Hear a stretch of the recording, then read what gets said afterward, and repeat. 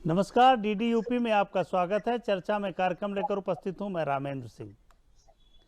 आज चर्चा कर रहे हैं योगी सरकार के बहुप्रतीक्षित मंत्रिमंडल विस्तार की, जो कल किया जा चुका है।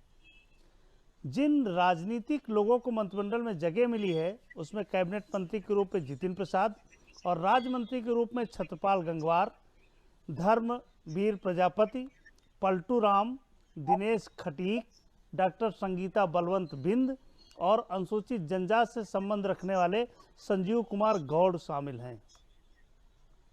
इस मंत्रिमंडल के विस्तार में भविष्य का चुनाव भी दिखता है, लेकिन उन वर्गों और उन क्षेत्रों का प्रतिनिधित्व भी दिखता है जिनको अभी तक हम सरकार में भागीदारी नहीं दे पाए थे। सियासत में सबका वोट बराबर है, तो प्रतिनिधित्व भी सबको मिलना चाहिए। भाजपा अब जात विशेष की पार्टी नहीं रह गई है। इसमें अगड़े पिछड़े दलित, धीरे धीरे अल्पसंख्यक भी शामिल हो रहे हैं। यही सामाजिक रूप से उत्थान की राजनीति है, जब सबका साथ, सबका विकास, सबका विश्वास की संकल्पना पूरी होती है। योगी सरकार में पूरी तरह से प्रधानमंत्री की नीतियों की छाप दिखती है। आज इसी विषय पर चर्चा करने के लिए हमारे साथ भारतीय जनता पार्टी के प्रवक्ता हरीश चंद्र श्रीवास्तव, हरीश जी उपस्थित हैं, जिन्होंने पूरा लगभग जीवन भारतीय जनता पार्टी को दे दिया और बेहतर समझते हैं कि भारतीय जनता पार्टी कहाँ कहाँ क्या कर सकती है और क्या करना चाहिए। रतनवली लाल जी हमारे साथ उपस्थित हैं, वरिष्ठ पत्रकार हैं, बड़े पत्रकार हैं, हमारे अग्रज हैं, हम लोगों को बहुत कुछ उनसे सीखना होता है। हरीश जी, जो नए चेहरे लाए हो, उनके पीछे आपकी मंशा क्या है, क्या लगता है? रामेन जी, एक बात तो आपने पहले ही ये बात कही, हमारा जो यशस्वी नेतृत्व है और उसकी जो संकल्पना है, सबका साथ, सबका विकास और सबका विश्वास, बिल्कुल। वो जो लोकतंत्र है, जिसे हम जनतंत्र कहते हैं, उसकी मूल भावना भी यही है कि सत्ता में, शासन में सबका प्रतिनिधित्व हो, सबकी भागीदारी हो और निर्णय में सबका साथ हो।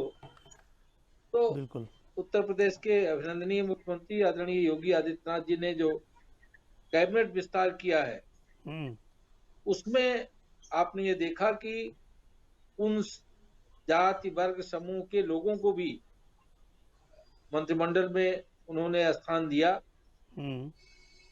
बिल्कुल। जो एक तरह से पिछड़े समाज के लोग हैं, आदिवासी समाज के लोग हैं। और पिछड़ों में भी अगर आप प्रजापति को देखें तो बहुत पीछे, अगर राजनीतिक रूप से उनकी सक्रियता को देखें या बाकी उनका सामाजिक पृष्ठभूमि में देखें, तो एक तरह से काफी पीछे छूटे हुए। ऐसे लोगों को प्रतिनिधित्व देकर के, सत्ता में भागीदारी देकर के, निर्णय में उनको भागीदारी देकर के, जो जनतंत्र की मूल भावना है, उसको भारतीय जनता पार्टी के यशस्वी नेतृत्व ने साकार करने का कार्य किया है। बिल्कुल। और हरीश जी, अभी आपके जो पास फिर लोकतंत्र है, लौट के आएंगे। लोकतंत्र इसी मायने में जी। सबसे बेहतर प्रणाली मानी जाती है, क्योंकि इसमें सत्ता में सभी भागीदार होते हैं और सभी को प्रतिनिधित्व मिलता है, सबको सम्मान मिलता है और सबको अपनी अपनी समस्याओं को रखना और उसके समाधान के लिए मार्ग प्रशस्त करने का एक माध्यम मिलता है। तो उसके अनुरूप भारतीय जनता पार्टी के नेतृत्व ने जो निर्णय लिया है, वो सर्वथा अभिनंदनीय है। और अच्छा, उसको लेकर हरीश के जी, भी केवल यही एक बड़ा उद्देश्य है कि सबको प्रतिनिधित्व मिले। मैं रतन जी से बात करता हूँ, शायद ये कुछ बेहतर समझ गए हो, आपने अपना पक्ष रखा है। कुछ चेहरों के बदलने से रतन जी काम चल जाएगा? रहीश जी, जो अभी बात हरीश जी ने कही है कि सबको प्रतिनिधित्व देने के लिए किया गया है, क्या इतने शामिल है या कुछ और चीजें हैं जो पर्दे के पीछे हैं, दिखती नहीं अभी? देखिए, ये बहुत ही समझने वाली बात यह है कि पहली चीज तो ये कि ऐसा कहा गया कि सबको प्रतिनिधित्व देने के लिए नए लोगों को जगह दी गई। ये बात एज एन आर्गुमेंट तो समझ में आती है, लेकिन इसके पीछे जो कारण है वो मेरे विचार से दो प्रमुख कारण हैं। पहला तो जी। ये कि ऐसे वर्गों को प्रतिनिधित्व देने की मंशा थी जिनको आमतौर पे समझा जाता है कि वे हाशिए पे थे, और उनके वर्ग का प्रतिनिधित्व सरकार में, ब्यूरोक्रेसी में या नीचे तक कहीं ज़्यादा नहीं होता है। जी। दूसरा जो बड़ा कारण राघवेंद्र जी मुझे समझ में आता है वो ये है कि सरकार पिछले 4.5 साल से चल रही है, कुछ ही महीने का कार्यकाल बाकी है। ऐसे में अभी तक मंत्रिमंडल में किसी प्रकार का परिवर्तन और बड़ा परिवर्तन और विस्तार न करके मुख्यमंत्री ने अभी तक के जो वर्तमान मंत्री थे सबको मौका दिया कि तुम लोग 4 साल तक जो कुछ कर सकते हो करके दिखाओ। बिल्कुल। अगले 6 महीने के लिए कुछ नए मंत्रियों को मौका देकर इनको भी वो मौका दिया गया, इनको वो चांस दी गई कि आप लोग 6 महीने में क्या कर सकते हो वो करके दिखाओ। अब यहाँ पर इस बात का राजनीतिक अर्थ समझने की कोशिश करनी चाहिए। वो मंत्री जो अभी तक काम कर रहे थे उसमें तमाम सारे सवाल उठ रहे थे कि मंत्री कम है, मंत्रियों पर काम का दबाव ज्यादा है, कई मंत्रियों के पास काम कम है, काम का जो डिस्ट्रीब्यूशन है वो ठीक से नहीं हुआ, और संवैधानिक तौर पर भी उत्तर प्रदेश में और मंत्री रखे जा सकते थे। अब इस मौके पर मंत्रियों को मंत्रिमंडल में लेने का अर्थ सीधा सीधा ये है कि अभी तक चल रहे मंत्रियों के काम पर एक नज़र, उनकी विवेचना करना कि आखिरकार वो जो काम अभी तक कर रहे थे उसमें कितना कमी बेसी हुई है, कितना कम ज़्यादा हुआ है, और इन मंत्रियों को अगले 6 महीने में क्या करके दिखाना है। इसमें इन मंत्रियों को जो विभाग मिलेगा वो देखना ज़रूर इंटरेस्टिंग होगा कि अभी तक जो मंत्री जो विभाग संभाल रहे थे, क्या उनके विभाग में फेरबदल किया जाता है या कुछ ऐसे विभाग दिए जाते हैं जो एक एक मंत्री के पास 2-2 या 3-3 से ज्यादा विभाग थे। तो कुल मिला के मुझे लगता है ये एक राजनीतिक तौर पे इसका महत्व है, और दूसरा महत्व इसका एक प्रशासनिक तौर पे है, और तीसरा जो बड़ा महत्व है वो ये है कि आगे आने वाले चुनाव की जो तैयारी है उस तैयारी में ये 6 नए मंत्री क्या करके दिखा सकते हैं अगले 6 महीने में, तो इनको क्या उसी एडवांटेज हिसाब से पार्टी के अगले खाते में चुनाव होगा? की तैयारी, उस तैयारी में इनकी हिस्सेदारी बनेगी।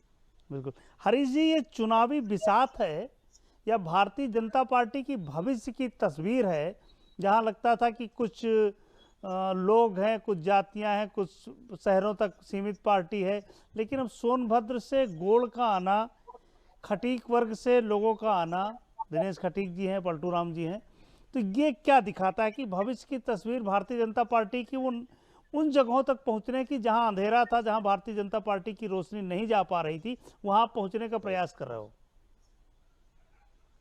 ये तो प्रारंभ से जो हमारे जिनकी संकल्पना पर, जिनके बताए हुए रास्ते पर भारतीय जनता पार्टी काम करती है, पूज्य पंडित दीनदयाल उपाध्याय जी, उनका दर्शन ही अंत्योदय है। तो वो तो, और बिल्कुल उनके सिद्धांतों पे काम करना और उस मूल भावना को लक्ष्य तक ले जाना, यही भारतीय जनता पार्टी का उद्देश्य है। तो अंत्योदय की परिकल्पना को साकार करने की दिशा में जो आप सरकार को देखिए, पार्टी के रूप में देखिए, अगर आप पार्टी के रूप में देखेंगे, संगठन के रूप में देखेंगे, तो भी यहाँ जिले से लेकर के, बूथ से लेकर के और शीर्ष इकाई तक आपको सभी का प्रतिनिधित्व मिलेगा, संगठन में, संगठन के निर्णय में, और उसी का प्रतिदर्श से आपको उसी का रिफ्लेक्शन सरकार में मिलता है। आदरणीय योगी आदित्यनाथ जी ने जो अपने कैबिनेट में जिन लोगों को रखा है, तो आप देखिए कि सभी जाति वर्ग समूह के लोग हैं, और जैसा आपने बताया कि इस जो विस्तार किया इसमें आदिवासी समाज के भी लोग हैं, प्रजापति समाज के लोग हैं, खटीक समाज के लोग हैं, विंद समाज के लोग हैं, और एक अनुभव जिनका शासन प्रशासन में अच्छा अनुभव है, जतिन प्रसाद जी को भी कैबिनेट में उन्होंने स्थान दिया। तो ये इसकी जो मूल भावना है वो तो मैंने जैसा कहा कि सभी जाति वर्ग के लोगों को निर्णय में भागीदारी देना, प्रतिनिधित्व देना, और उस वर्ग और के लोगों को सबके एक उनका उत्थान, उनको समाज की अगली कतार पर आगे खड़े करने की जो माननीय प्रधानमंत्री जी की भावना है, वो इसमें प्रतिबिंबित होती है। बिल्कुल प्रतिबिंबित तो होती है हरीश जी, ये सही है, लेकिन उसके राजनीतिक निहितार्थ भी हम लोग निकालेंगे। रतन जी हैं, बहुत सारी स्थितियां नहीं, ऐसी हैं रतन जी। राजनीतिक विधान निहितार्थ परिषद में भी जो रामेन नाम जी, भेजे गए हैं उनको भी रतन जी आपने देखा होगा, तो बिल्कुल निगाहें बिल्कुल 6 महीने बाद पर हैं। मंत्रिमंडल का विस्तार या एमएलसी का नाम भेजना भले ही अभी हो, लेकिन दूर तक पहुंचना है, लोगों के साथ जुड़ना है, उन लोगों के साथ जुड़ना है जिनको लगता था कि राजनीतिक नेपथ्य में पीछे फेंक दिए गए हैं, उनको प्रतिनिधित्व नहीं मिला। तो जो छूटे हुए लोग हैं उन तक भारतीय जनता पार्टी पकड़ बना रही है, कहा जा सकता है। बिल्कुल रामेश जी, आपको हम सब ने देखा कि पिछले कुछ महीनों से हम्म। तमाम सारे समुदाय, वर्ग और छोटी छोटी पार्टियां भी ये हम्म। मांग कर रही थी कि उनको भी भागीदारी का मौका मिले, आरक्षण मिले, यहाँ तक की बात उठ रही थी। और ये जी। कहा जा रहा था कि हाशिए पे रह रहे तमाम समुदायों को अभी भी सही प्रतिनिधित्व सरकार में और राजनीति में नहीं मिल पा रहा है। जी। ये कह देना कि हम सबके साथ हैं, ये एक बात होती है, लेकिन वास्तव में ऐसा कर दिखाना, ये मुझे ये लगता अलग है बात काफी है। हिम्मत का काम है।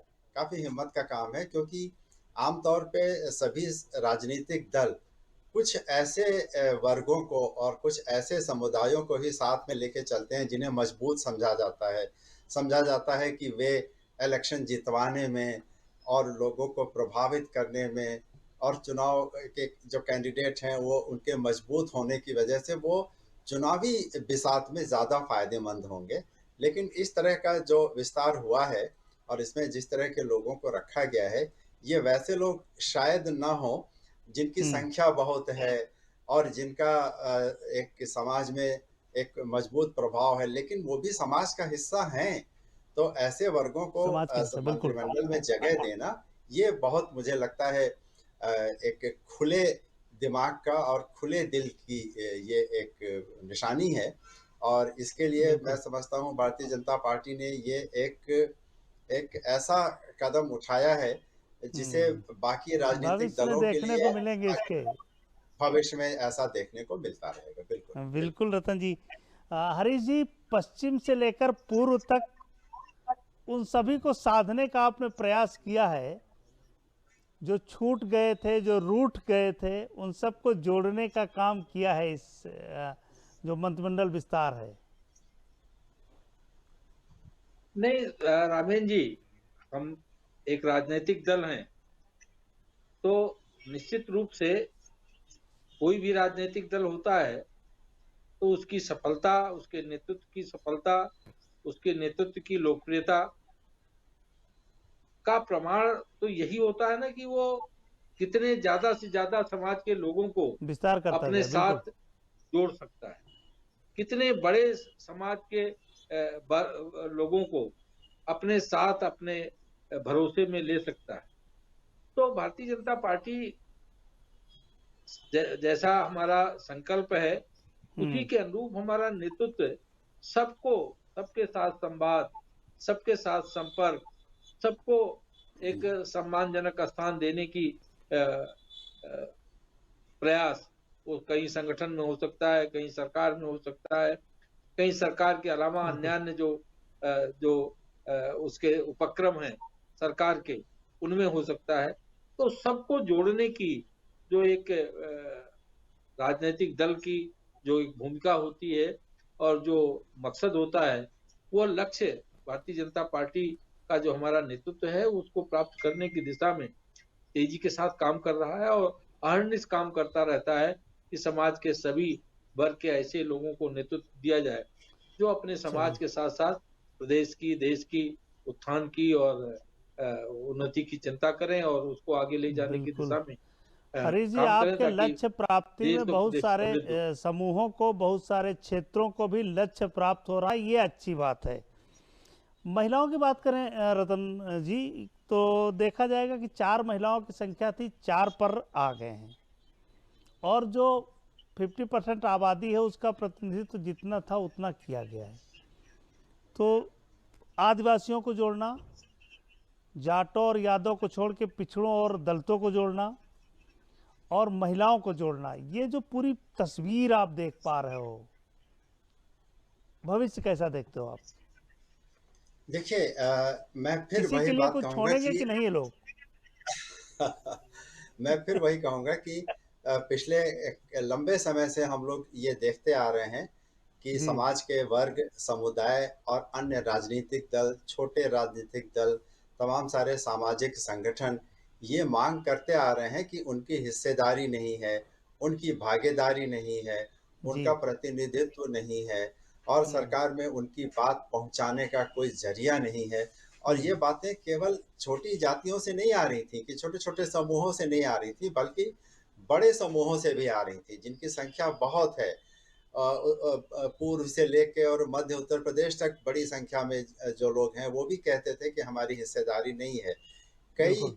जो तथाकथित अगड़े या सवर्ण वर्ग हैं उनसे भी ये शिकायत आ रही थी कि हमारी बात नहीं सुनी जा रही है, हमारा हम्म। प्रतिनिधित्व नहीं है।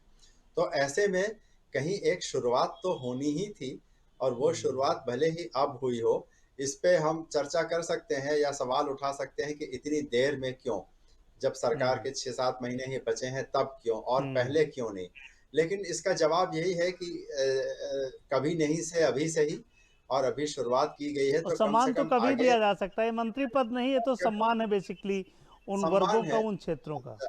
जी, और उससे भी बड़ी बात ये कि एक उदाहरण पेश करने की प्रक्रिया शुरू की गई कि आगे आने वाली सरकार वो जिस भी दल की हो, उसके हम्म। सामने भी ये एक नज़ीर बन जाएगा कि हाँ, हम्म। इन सब लोगों को भी आपको सरकार में लेके चलना है, क्योंकि समावेशी विकास करने के लिए आपको समाज के सभी वर्गों को साथ लेके चलना चाहिए।